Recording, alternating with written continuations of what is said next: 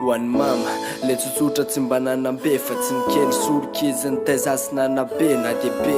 ditranay izy tsy mba nanary fa teo foana nananatra nanitsy sy nanoro endre tsara zanakozy teny fianarany ilofosy ny atafitanao ny tanjoko matony voloko ilofotsy aza manary mama fa ny afatra tsy hoadiniko efa lehibe azao mamaly papy eny any adidiko nefa tsy voavaliko raha ny tsara vitanao fisorako ny ao ambony satria tsara vitanao mbola nomendreny kivavahiko isan'andra hita zafy kely sy ny zafy afy ianao vo isan'ny mandro eo aparafara vato satroko ianao hoe foana fa ny aina tsy mifametrika raha ho avo ny fotoana tsy maintsy hialy ety ianao de teneniko sao de tara hoe zay le sombony hainao mama tena ty anao.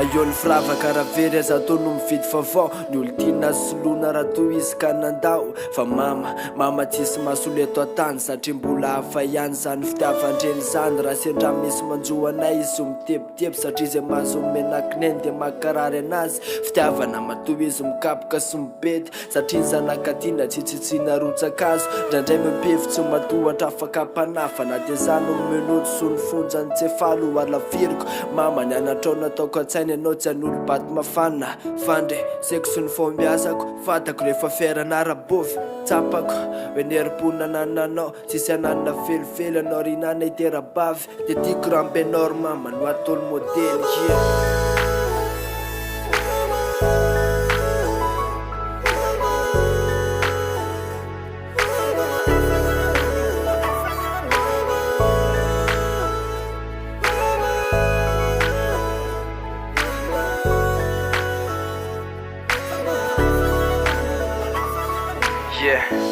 hoan'izay mbola velondreny